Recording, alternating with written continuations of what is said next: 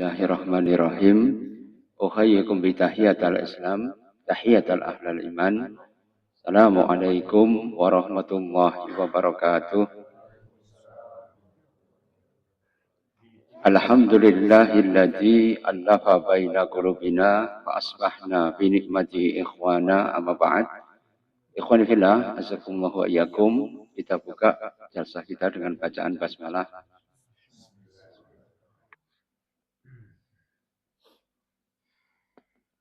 Alhamdulillah, segala puji kita haturkan kehadirat Allah Subhanahu wa taala. Alhamdulillah sudah memberikan keberkahan kepada kita semua sehingga kita bisa berkumpul dalam keadaan sehat walafiat. Salawat dan salam taslim moga-moga senantiasa terunjuk kepada Kanjeng Nabi Muhammad sallallahu alaihi wasallam. Moga-moga kita mendapatkan syafaatnya min yaumi hadza ila yaumil qiyamah insyaallah. Ikhwani fillah, azakumullah wa iyyakum. Ya, sebagaimana rencana kita akan membahas tentang kitab Nawaqidul Islam, yaitu pembatal-pembatal daripada Islam. Ini mukadimahnya adalah Alhamdulillah hamdan katsiran thayyiban mubarakan fi kama yuhibbu rabbuna wa yardahu. Wassalatu wassalamu ala Muhammadin wa ala alihi wa ashabihi wa man tabi'ahum bi ihsanin ila yaumiddin. Pembukaan dari kitab tersebut. Bismillahirrahmanirrahim. Dengan nama Allah yang Maha Pengasih lagi Maha Penyayang. I'lam, ketahuilah. Ana min a'dhamil nawaqidil Islam asaratan. Ingatlah, ketahuilah. Sesungguhnya min a'dham, yang paling agung, nawaqidil Islam, yang membatalkan Islam, asaratan, itu ada 10. Al-awwalu, yang paling pertama, yaitu adalah asyirku fi ibadatillahi ta'ala. Syirik, ya. Syirik di dalam ibadah kepada Allah Subhanahu wa taala. Wa dalilu qauluhu lillahi ta'ala, maka dalilnya dari Allah Subhanahu wa taala, innallaha, sesungguhnya Allah la yaghfiru, sesungguhnya tidak mengampuni ayyusraka bihi, yaitu dosa menyekutukan Allah Subhanahu wa taala. Wa yaghfiru ma duna zalika liman yasha, tapi akan mengampuni dosa selain itu. Wa minhu, contohnya daripada syirik tadi adalah misalnya adzabhu li ghairillah, yaitu menyembelih kepada selain Allah. Kama yabdakhu lil jinni aw lil qabri. Bagaimana orang kadang-kadang mereka itu menyembelih untuk ya jin atau untuk kuburan. Contohnya apa? Ada beberapa syarat untuk kenaikan tingkat menjadi pendekar itu kadang-kadang kan harus ya menyembelih ayam cemani. Kira-kira jenengan pernah mendengar apa enggak ya? Kemudian dilemparkan di tempat tertentu ya dengan doa-doa tertentu dan itu kemudian diberikan kepada selain Allah Subhanahu wa taala, sebenarnya itu syirik. Karena itu ma'asyiral muslimin, jadi syirik itu terbagi menjadi ada yang khafi, yang tersamar, ya, ada lagi yang syirik akbar. Tapi dua-duanya inna syirka la dzulmun adzim. Maka syirik itu adalah kezaliman yang paling besar. Baru-baru ini ya, kitab-kitab sihir lama itu mulai dikeluarkan lagi. Misalnya saja Fikatrik. Fikatrik itu ilmu sihir pada abad pertengahan itu disebarkan di Eropa. Dan itu dianut oleh sebagian besar para penyihir modern ini. Ya, ternyata itu berasal dari apa? Ya, dari penulis Islam. Namanya Ghoyat al-Alam. Dan diterjemahkan dalam bahasa Latin namanya Fikatrik. Kemudian juga ada kitab sihir yaitu Samsul Ma'arif. Samsul Ma'arif itu kitab sihir punya Gus Samsudin itu ya. Jadi Kademangan itu kitabnya Samsul Ma'arif. Sama Mambaul Hikmah. Ya, tapi antum jangan pelajari itu ya, isinya membuat ada mantra, kemudian ada ya, yang berkaitan dengan apa itu jimat atau tiwala ya, atau yang lain-lain. Nah, itu kemudian diambil dari situ. Ini kalau orang pelajari itu jatuh ke dalam sihir. Dan sihir itu termasuk syirik ya a'dham, tapi juga termasuk juga ya ini adalah kabair. Kabair sab'u kabair mubiqat, yaitu adalah 7 dosa besar yang mematikan, yang menghancurkan seseorang. Salah satunya adalah ya, sihir. Karena itu ma'asyiral muslimin, maka pembatal Islam ini yang paling pertama yaitu kita harus hati-hati yang berkaitan dengan syirik tadi. Kenapa? Wa idasta'anta fasta'in billah. Apabila jenengan meminta wa ista'anta fasta'in billah, maka jenengan isti'anahnya, mintanya itu hanya pada Allah Subhanahu wa taala. Wa idza sa'alta salillah. Kalau kamu jenengan berdoa, maka berdoalah hanya kepada Allah Subhanahu wa taala. Enggak boleh berdoa kepada selain Allah. Misalnya percaya merah delima itu bisa mendatangkan manfaat dan madarat. Ini akan bisa menimbulkan kesyirikan. Atau kuburan. Sekarang kuburan kan dijadikan sesuatu yang keramat kan.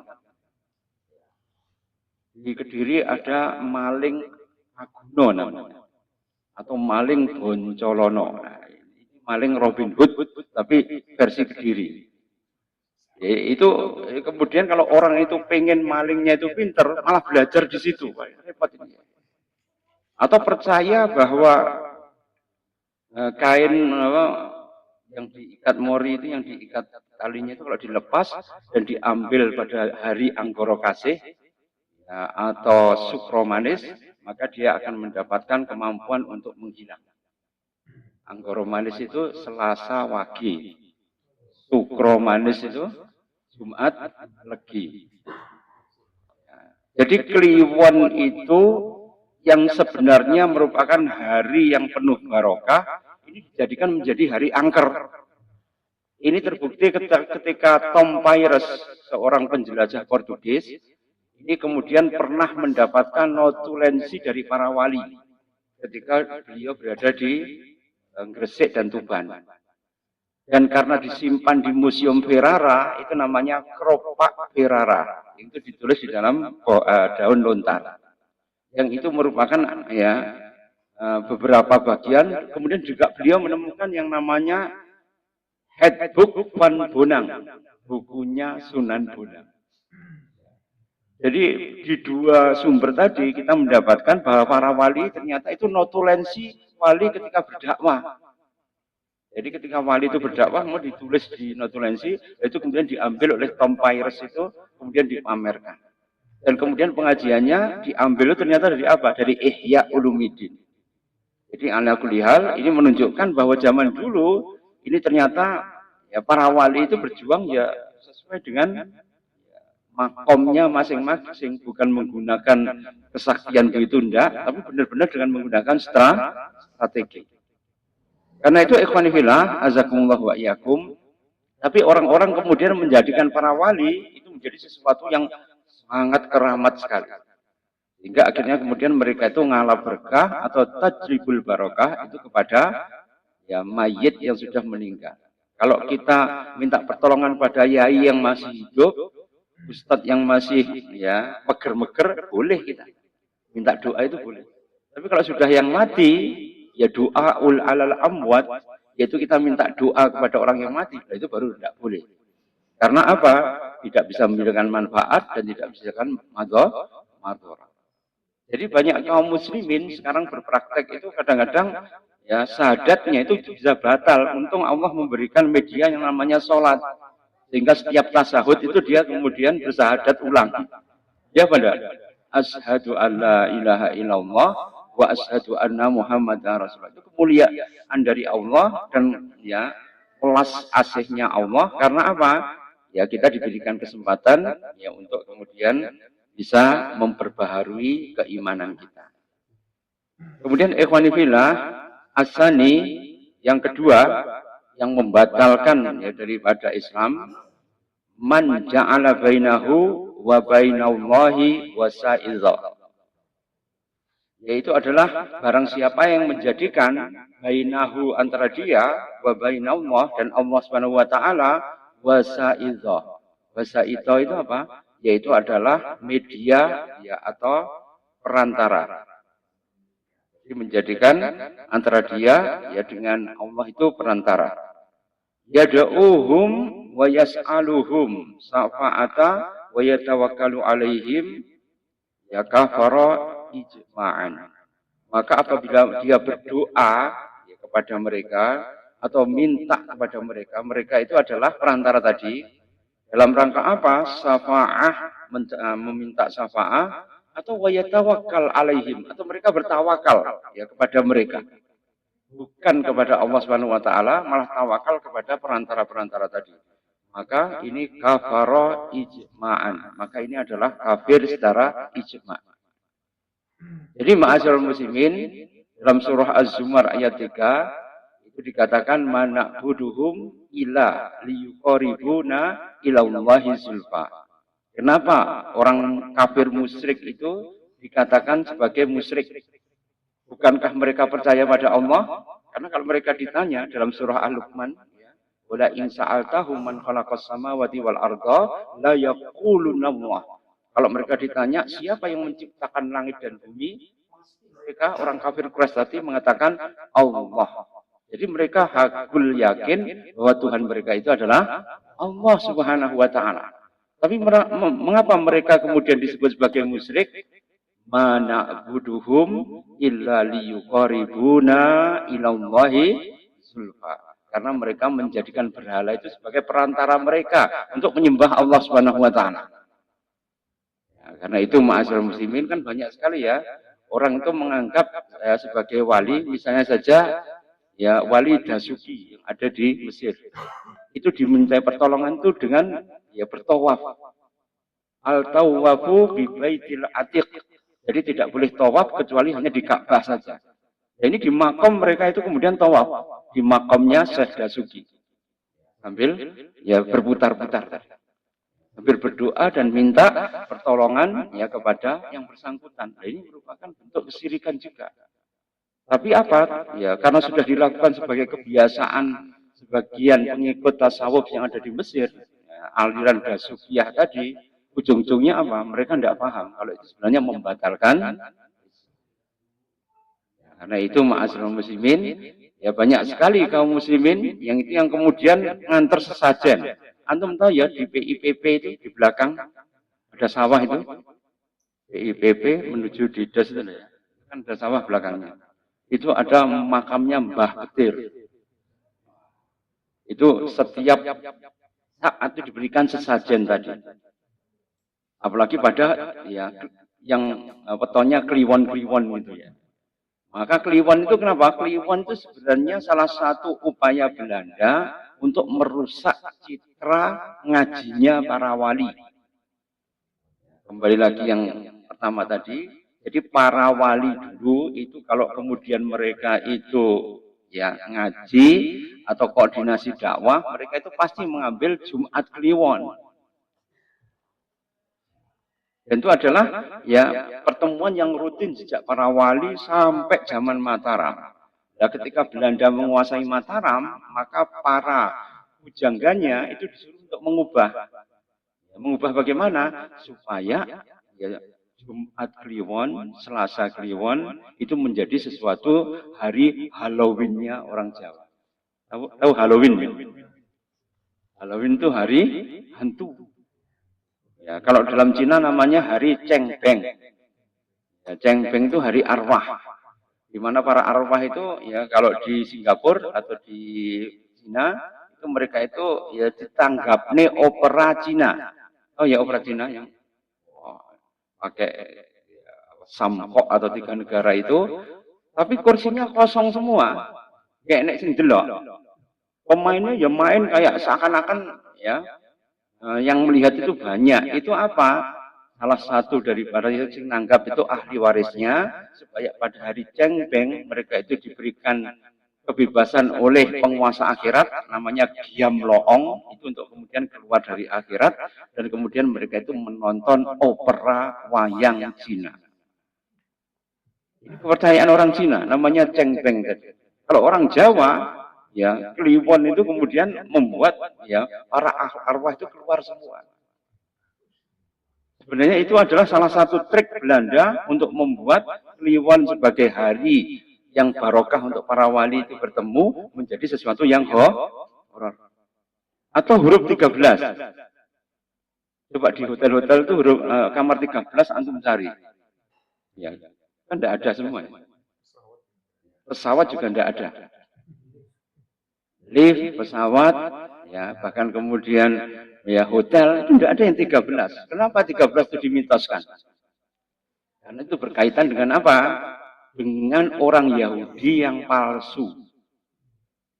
Jadi Bani Israel kan ada 12 suku kan?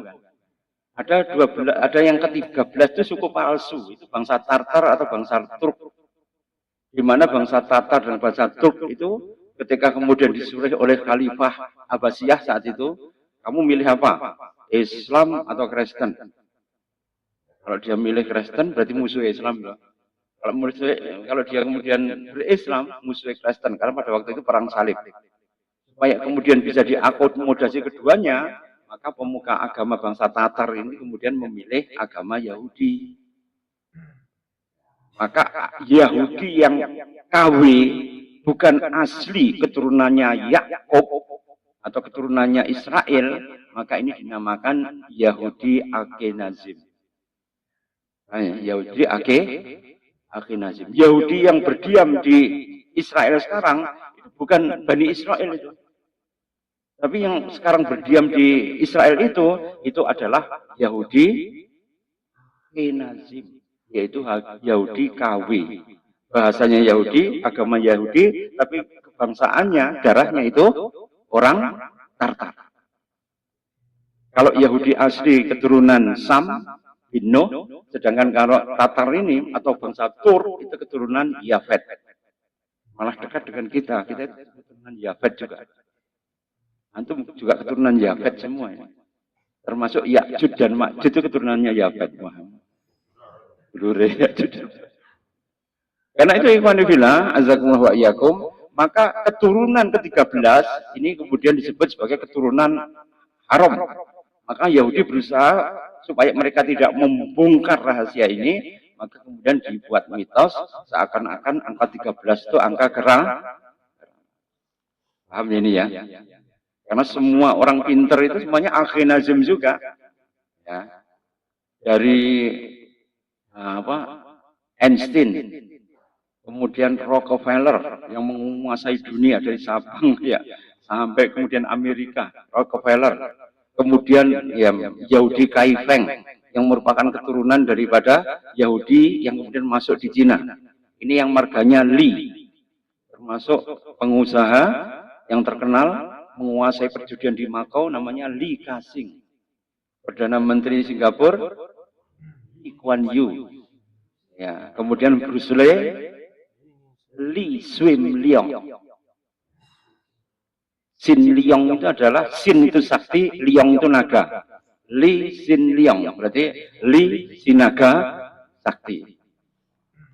Coba antum bayangkan ya, semua marga Li itu ada semua keturunan Yahudi Kaifeng semua, Akhenazim semua, yang berakulturasi dengan Cina. Kalau yang masuk di Indonesia itu berakulturasi dengan Indonesia, maka mereka itu mempunyai beberapa marga, ya marga Smith, marga Mursi, ya. Kemudian juga ya, marga-marga yang berkaitan dengan ya Yahudi itu banyak sekali di sini. Dan itu merupakan salah satu bentuk dari mereka itu tersebar seluruh dunia. Ya dari Eropa sampai Amerika. Karena itu ikhwanifillah, mereka mengajarkan ketika kemudian ya mereka sebenarnya al-kufru milatun wahidah. Semua kekafiran itu memusuhi Islam. Islam itu apa? Agama tauhid. Karena setiap tauhid itu dimusuhi. Ya benar. Karena itu kenapa? Ya Islam itu karena menyembah Tuhan yang satu. Ketundukan kepada ya penguasa alam yang satu, aturannya jelas. Di Taurat, di Injil, kalau orang berzina kan kemudian dirajam kan, tiga-tiganya dirajam. Tapi kemudian Yahudi merubah, cuma diceloreti wajahnya, kemudian diarak saja. Bahkan Kristen ya lebih enak lagi, karena sudah ditebus ya oleh ya, Sang Kristus, maka dosanya diampuni semua. Bayangkan ya, kalau di Islam kan Ya, harus ada hudud kan. Kalau aslinya Injil, aslinya Taurat kan ada hudud. Hudud apa? Ya ada ya hukuman. Tapi ala kulli hal ternyata mereka itu berusaha wadu lautut hinu wa yudhinun. Dalam surat Al-Qalam itu mereka berusaha untuk melunakkan supaya mereka itu bisa memuaskan hawa nafsu sehingga mereka itu ya yukallifu kalimatullah an wawadihi. Mereka itu mengubah kalimat Allah dari tempatnya. Sehingga inilah yang kemudian menjadikan mereka ketika mereka itu menyembah kepada selain Allah Subhanahu wa taala itu bukan langsung menyembah kepada patung, berhala dan sebagainya, tapi mereka itu dengan cara bagaimana? Mengambil perantara. Ini kafir yang sesungguhnya yang dilawan oleh Kanjeng Nabi. Tapi sekarang itu kekafirannya lebih dari itu. Enggak pakai perantara, langsung menyembah kepada batu. Ya benda. Langsung menyembah kepada arca. Langsung menyembah pada pohon. Ashabul Aikah itu menyembah pohon. Pohon 7 pohon yang ditanam oleh Nabi Adam itu oleh bangsa Aikah, ya kemudian bangsa Madian itu disembah sebagai bentuk ya penghormatan kepada pohon tadi. Karena apa? Karena mampu tangane ya, Nabi Adam dianggap sebagai Tuhan. Bahkan kemudian yang menyembah matahari itu dari Mesir ya sampai negara Sam, sampai kemudian bangsa Inka, bangsa Maya semuanya menyembah matahari. Bahkan orang Jawa pun juga menyembah matahari. Namanya Bathara Surya. Dalam Pararaton itu dikatakan ketika Ken Endok ini kemudian setelah dinikahkan dengan Gajah Koro kan tidak punya anak. Maka ketika beliau itu pulang, maka dicegat oleh ya Bathara Surya, kemudian diperkosa. Akhirnya melahirkan anak yang namanya Ken Arok. Ya, kira-kira diwane biayaan apa dewa iso apik-apik yang dhuwur biayaan apa? Zeus juga begitu. Iya apa enggak? Zeus kan istrinya banyak sekali. Salah satu istrinya yang ada di bumi itu melahirkan anak yang namanya Hercules. Nanti dengan Hera punya anak namanya Ares. Ares itu dewa perang. Ya, nanti dengan yang lain ada dewa Athena, ada dewa Cupid dan sebagainya. Ya, kenapa? Karena Zeus itu belah gerak. Oh, apa ditengi kabeh ya. Kemudian ya dia mempunyai anak dewa dalam jumlah yang banyak. Ini seperti ini kan ma'asyiral muslimin. Kemudian mereka membentuk kuil, ada kuil Apollo, ada kuil Artemis, ada kuil Athena, ada kuil Ares, ada kuil Hercules. Hercules dalam bahasa Arab namanya Heraklius. Kalau Heraklius tentu mengenal kan? Ya, itu yang dilawan oleh ya, Umar bin Khattab ya, ketika kemudian terjadi peperangan yang ada di Suriah oleh Khalid bin Walid. Jadi inilah ma'asyiral muslimin, perantara itu kenapa kok mereka menjadi kuat? Karena ada jinnya di situ. Contohnya apa? Ketika Khalid bin Walid itu diutus Kanjeng Nabi, hancurkan mata. Nah, hancurkan Lata, Uzza dan Manata. Ya, dan Hubal. Dan ketika kemudian dihancurkan tadi, tiba-tiba muncul raksasa. Yang raksasa itu adalah yang hitam, kelam, mengerikan. Ya, kemudian dia mempunyai penampakan yang sangat dahsyat sekali. Kalau orang melihat itu langsung takut. Tapi kemudian Khalid bin Walid menghunus pedangnya, dipenggal tadi. Akhirnya Lata, Uzza, dan Manata itu hilang sampai sekarang. Karena apa? Nyoninya dipateni oleh Khalid bin Walid. Jadi ingat ya, jadi jin itu kalau dia kemudian membo-membo menjadi seseorang, dia ikut hukumnya manusia. Paham ya ini ya? Kalau dia dibunuh, bisa mati dia. Tapi kenapa kita tidak bisa membunuh? Antum wis pedi dhisik. Ya benda, wis ngoplok dhisik. Jadi sebenarnya kalau kita kemudian berani pentung itu, dia bisa mati.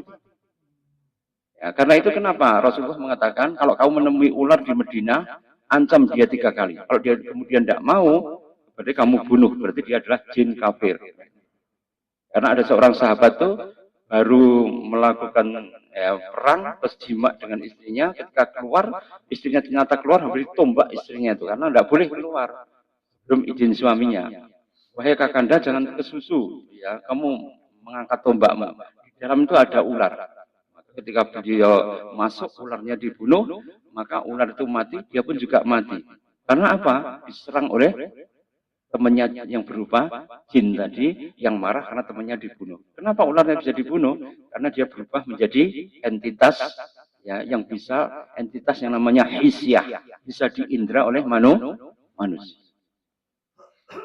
Karena itu ikhwan fillah, saya dulu ngaji itu waktu kecil juga begitu. Karena itu ketika saya tetek ya, tekdur itu ya, itu pernah saya dideni itu di tikungan yang angker katanya. Nah, saya itu kan memang ya, sudah diajari oleh ustadz saya, nek dideni ngono, duduk enak mbek kentongan. Tak duduk tenan tiba-tiba menungso. Ya merempul ya, salah dewe ngedeni tadi. Ya, kan kalau orang dideni kan melayu kan. Saya antem biar gitu. Itu waktu itu saya masih kelas 1, enggak kelas 1 SD masih. Jadi ala kulihal ikhwan fillah. Jadi kalau kemudian ya mimbo-mimbo seperti itu jangan takut. Karena sekarang ini jinnya itu kemudian mereka sudah mau ya menakuti manusia karena manusia memang melakukan kesyirikan. Jadi akhirnya apa? Mereka semakin menakut-nakuti itu dengan mimbo-mimbo menjadi sesuatu entitas yang hisyah. Hisyah itu bisa diindra. Nah ini yang kedua. Kemudian yang ketiga, as-salis malam yukaffir al-musyrikina au sakka fi kufrihin au sokhaha madhabihim kafaro ijma'an. Rodok kerengneh ya. Apa itu? Yang ketiga itu barang siapa yang tidak mengkafirkan orang musyrikin au sakka atau kemudian ragu ya fi kufrihin tentang kekufurannya au sokhaha atau kemudian mensokehkan membenarkan apa madhabihim yaitu madhab atau golongannya maka itu adalah kafaro ijma'an itu adalah ya kufrun secara ijma'. Jadi ma'asyiral muslimin karena itu orientalis itu berusaha untuk membuat subhat. Bagaimana cara membuat subhatnya? Seakan-akan semua agama sama. Kan ada guyonan kan, wah yang rokok enak loh, yang kono enek Madonna, yang kono enek bintang film Marilyn Monroe, ya di sana ada ya Ratu Nefertiti atau kemudian Ratu Cleopatra. Wah. Kita guyonannya gitu, ya tapi itu nyegrak sebenarnya. Karena apa? Itu bisa membuat orang jatuh kepada kekufuran. Karena apa? Syakka bi kufrihim. Mereka itu ragu-ragu dengan kekafiran mereka. Kalau mereka menyembah berhala, sudah kafir. Nah kafir itu bagaimana sikap kita? Lana a'maluna walakum a'ma lakum dinukum waliyadin. Ya, untukmu agamamu dan untukku agamaku. Ya, karena itu ma'asyiral muslimin, para wali dulu ketika kemudian datang ke Indonesia, kenapa mereka tidak mendapatkan penolakan? Karena mereka menjadikan Islam itu menjadi al-Islamu huwal hal. Islam itu adalah ya huwal hal itu apa? Solusi. Ada kelaparan karena perang para Grek, maka Maulana Malik Ibrahim membuat lumbung pangan itu ya dari Tuban sampai Surabaya sehingga kemudian terjadi kelaparan hebat, maka kemudian ya Maulana Malik Ibrahim dan para santri-santrinya itu memberikan makanan gratis. Ya, karena itu beliau disebut sebagai apa? Ya, Rakrian Tani Babela, yaitu adalah Rakrian itu pejabat tinggi atau menteri ya yang mengurusi tentang pertanian ya dan ya pangan. Ini Islam ini ya. Jadi dulu ketika ya, apalagi zaman Ratu Suhita, maka kemudian ya beliau ya Maulana Malik Ibrahim yang datang itu tangan kosong ya ketika di Gresik, beliau kan tidak bawa apa-apa, tapi bawanya apa? Ilmu dan apa? Jaringan. Beliau mendapatkan jaringan dari ya pelayaran Cengho, oh ya Cengho. Kan salah satu penulisnya namanya Mahwan. Jadi marga Ma itu kalau diartikan ya Arab itu artinya apa? Muhammad. Jadi Muhammad Huan. Itu Mahwan. Itu kemudian Mahwan itu diutus Cengho untuk menolong ya Maulana Malik Ibrahim dengan apa? Karena yang dibawa oleh beliau itu adalah pasukan dari Yunan dan Fujian. Yunan itu yang merupakan ya petani yang ahli dalam terasering, itu ya terasering. Ya. Sehingga mereka itu kemudian sangat ahli dalam pertanian, sehingga akhirnya membuat ya tanah yang ada di pinggiran Pulau Jawa itu semuanya menjadi subur. Yang dulu itu setahun cuma panen satu kali, ini bisa panen sampai 2 kali. Itu apa? Inovasi daripada Maulana Malik Ibrahim. Coba bayangkan, kalau mereka itu langsung mengajari tentang tauhid seperti ini, kira-kira Melayu apa enggak? Paham ini ya? Jadi dakwah itu kemudian bagaimana caranya? Jadi seperti tadi, harus diselesaikan masalah ekonominya. Karena itu ya Ahmad Dahlan itu ketika berdakwah pertama, beliau itu punya pengajian, ada pengajian Wal Asri, ada pengajian Al-Maun di daerah Kauman itu. Kemudian di Wirobrajan itu juga ada Wal Asri. Kemudian di Prambanan ada Sidratul Muntaha. Jadi beliau itu sesuai dengan ya materinya masing-masing. Seperti pengajian Wal Asri tadi, itu akhirnya kemudian menjadi UMY, Universitas Muhammadiyah Yogyakarta, yang pertama. Kemudian karena sempit, kemudian dipindah ya, ke tempat yang sekarang ini. Dan kemudian diubah menjadi apa? Ya, rumah sakit yang mewegah di kota Yogyakarta. Namanya apa? Asri Medika. Orang ngerti wong Asri dikira Asri dalam bahasa Melayu, tapi Asri itu dari surah Wal Asri. Jadi surat Wal Asri itu diulang sampai kemudian membentuk yang namanya ya amal sosial atau amal persyarikatan, sehingga tumbuh yang namanya sekolah, rumah sakit, kemudian juga panti asuhan. Untuk apa? Khidmatul ummah, untuk memberikan pelayanan pada umat. Tapi kalau Hadratus Syekh Hasyim Asy'ari, karena beliau itu pinternya itu mutola'ah hadis, beliau sudah hafal hadis itu sejak usia 19 tahun. Bahkan beliau itu medar sabda Fathul Bari itu tanpa buku itu umur 19 tahun di Masjidil Haram. Jika ketika pulang ke sini, beliau lebih settle dengan apa? Dengan mendirikan pondok. Ya, dengan apa? Memperdalam keilmuan. Jadi dakwah para masyayikh kita itu mempunyai tujuan yang ya harusnya bersinergi. Tapi ternyata anak turune itu nggak bisa bersinergi. Gara-gara apa? Gara-gara tambang.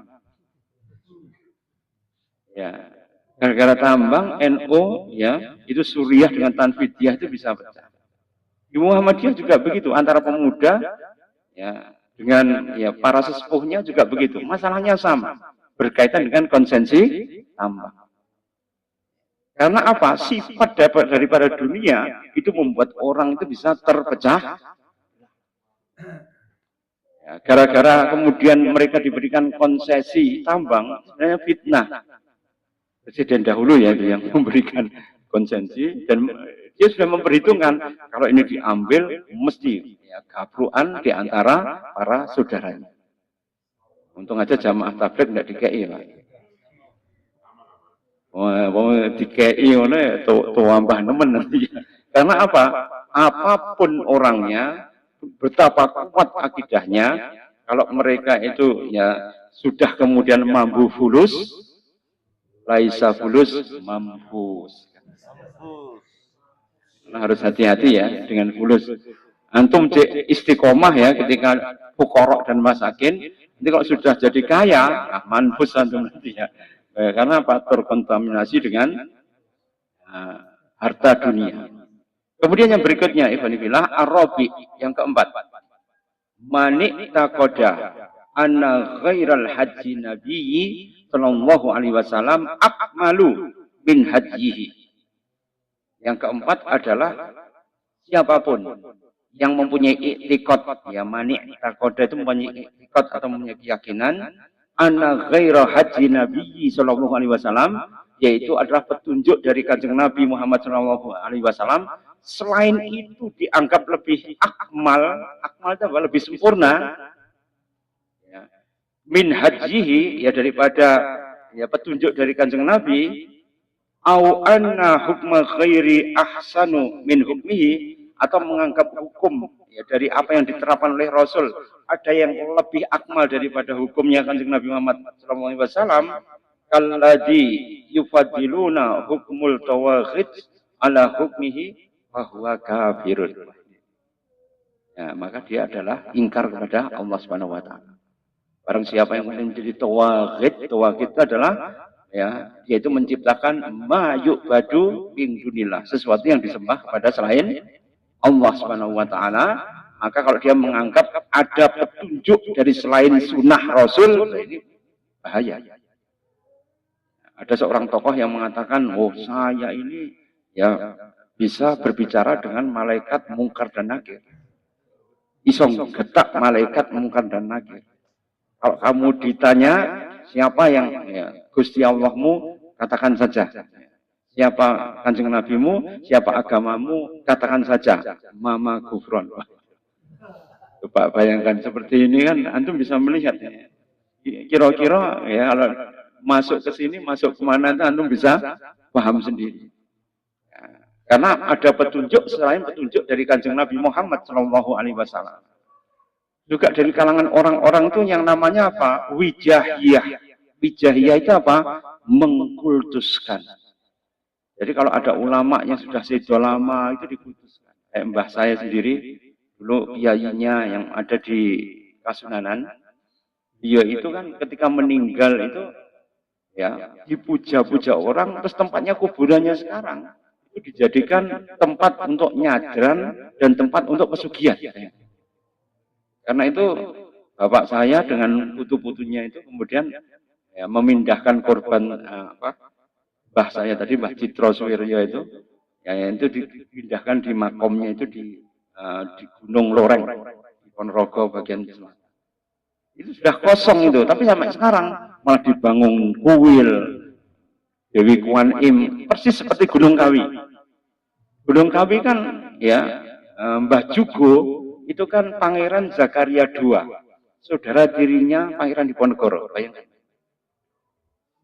Itu beliau itu adalah ahli pengobatan dan ahli agama. Dia itu dakwahnya dulu di Karangsari sini, Puskesmas itu. Mulanya sampai sekarang ini yang menjadi juru kunci itu orang situ. Orang kuncinya itu orang yang di belakang Karangsari kan dulu dakwahnya di situ. Lah berjalannya waktu itu daerah Balapan itu dijadikan markasnya Belanda dulu. Oh ya Balapan. Terus nanti zaman Orde Lama itu menjadi tempat pelacuran. Karena Balapan ya, sampai Orde Baru rada ruwet dulu kan. Karena dulu markasnya Belanda. Dan markasnya Belanda itu kan dekat dengan prostitusi, perjudian, minuman keras kan begitu kan. Balapan itu karena apa? Di situ adalah ya tempat pasukan kavaleri. Oh ya kavaleri yang menggunakan kuda. Nah, pasukannya sering kemudian yaitu menggunakan kuda itu ya untuk berlatih. Karena itu namanya menjadi balapan. Ya, dan di balapan situ ya karena kemudian tentaranya semakin banyak, Mbah Jugo itu tidak nyaman. Akhirnya pindah ya ke pedalaman. Lewat apa? Lewat Berantas. Dia dari Kademangan itu langsung berlayar ke timur, akhirnya menemukan tempat yang dinamakan Jugo.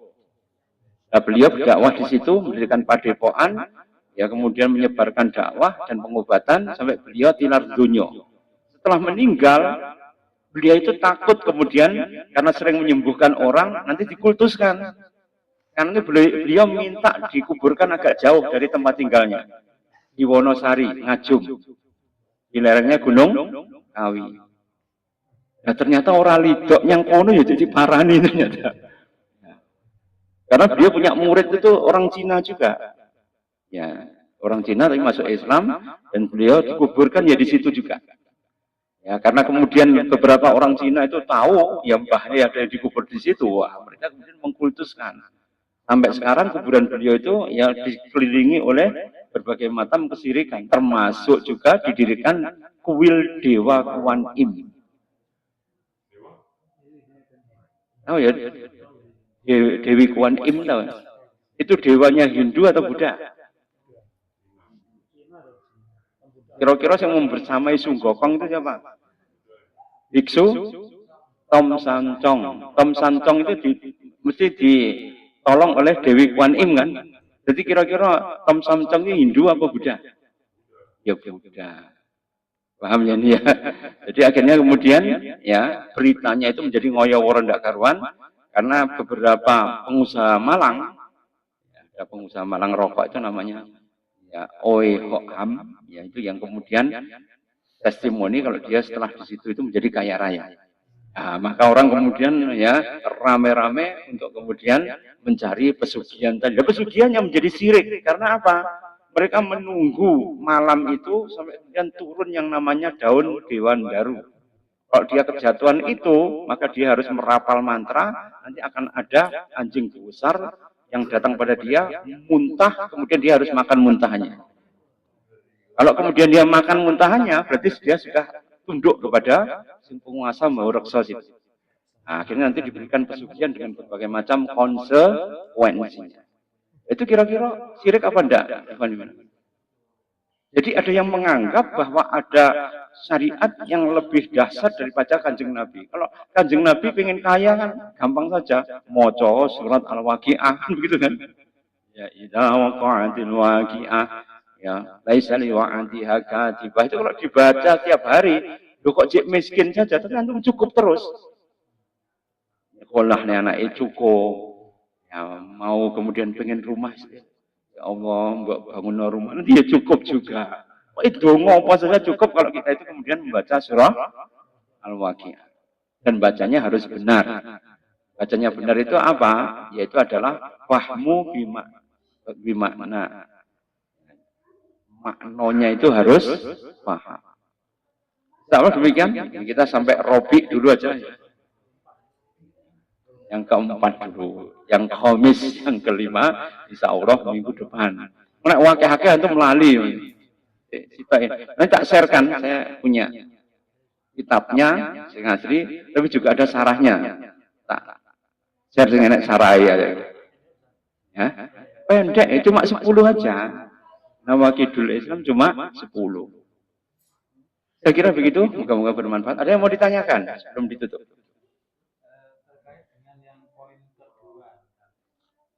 Siapa yang menjadikan perantara di antara dunia dengan Allah. Nah, ini kemarin itu ada teman yang update status itu dia mau ada hajat. Nah, itu dia ke makam kedua orang tuanya. Nah, di update status itu dia menulis yang intinya dari pemahaman saya, dia itu secara tidak langsung minta izinnya orang tua yang sudah meninggal. Apakah itu termasuk di poin yang kedua? Ini satu yang khafi, samar. Wa idasta'anta fasta'in billah. Kalau jenengan minta, ya minta pada Allah. Dan jenengan izin, ya izin kepada Allah. Karena apa? Orang tua itu bukan butuh diizin, enggak. Orang tua itu butuh doa. Al-mayyitu fil qabri kal gharik. Jadi orang mati itu seperti orang yang timbul tenggelam. Ya. Dan yang menjadi safinah atau perahunya, pelampungnya, sehingga orang tua kita itu nyaman hidup di dalam ya alam kubur itu apa? Doanya ya al-waladika qabla mautik, yaitu adalah para anak-anaknya sebelum kemudian dia meninggal. Jadi sebenarnya itu kan jebakan setan gitu ya. Jebakan setan sudah kemudian diposting. Nanti kalau orang percaya kan kemudian semuanya akan izin semua. Iya apa enggak? Akan menyebar menjadi apa? Dosa jariah nanti. Karena itu ketika kemudian kita berziarah itu adalah dalam rangka untuk mendoakan. Tujuannya ziarah kan pertama satu, dzikrul maut. Ingat mati. Yang kedua, mendoakan orang, bukan minta doa. Itu cuma ya, tipis sekali antara minta doa dengan mendoakan. Kemudian yang ketiga, yaitu sebagai momentum supaya kita lebih membaiki teman-teman si ahli mayit tadi. Kayak Rasulullah itu dengan kerabat, temannya, koleganya Khadijah kan diutamakan. Karena apa? Ahli kubur itu sangat bangga sekali kalau kemudian ya kerabatnya, temannya dan sebagainya itu lebih dirajakan daripada yang lain. Paham ya ini ya? Itu momentum untuk mengingat lagi bahwa kita harus lebih membaiki ya daripada teman-temannya si mayit tadi. Itu nggih. Monggo Pak Maulana. Cuma mau nanya itu, yang Yahudi suku ke-13 itu mulainya sejak kapan?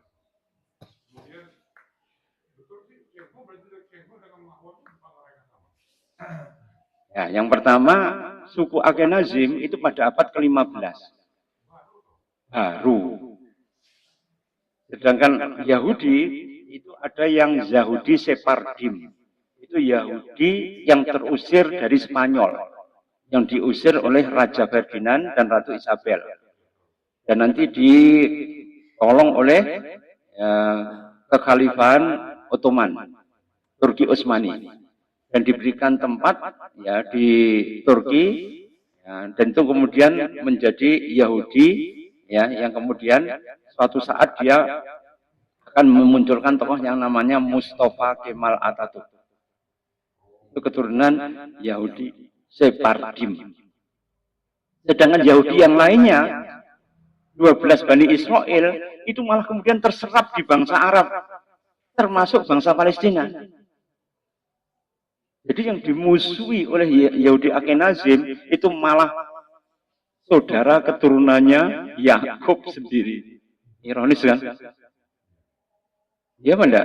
Jadi Nabi Yakub itu kan putra-putranya dari Ruben, Levi, Yahuda, Zebulon, ya, kemudian Naftali, Gad, ya, kemudian sampai Yusuf, Bunyamin dan sebagainya. Itu ada 12 kan? Itu semua itu malah akulturasi dengan bangsa Arab dan yang paling banyak mereka itu menetap di Yordan, Suriah, sama Palestina. Dan mereka itu sekarang menjadi musuhnya ya Yahudi Akenazim. Ironisnya di situ. Malah keturunannya Yakub sing asli itu malah menjadi bulan karena mereka kebanyakan sudah masuk Islam itu sejak lama. Kan mereka pernah diusir ya oleh Rasulullah ketika perang Khaybar. Khaybar itu mereka diusir semua dari tanah Arab. Larinya kemana mereka? Ke Palestina. Jadi Palestina itu karena berinteraksi dengan orang Islam banyak yang masuk Islam. Paham ini ya? Jadi sebenarnya kalau kita pikir-pikir sebenarnya ironis juga. Ya. Karena sebenarnya mereka itu adalah putra-putranya Yakub yang asli. Saya kira begitu Ikhwan Fillah. Semoga ini bermanfaat. Aku qouli hadza wastaghfirullahal-ladzim li wa lakum. Wallahu muwaffiq ila aqwamit thoriq.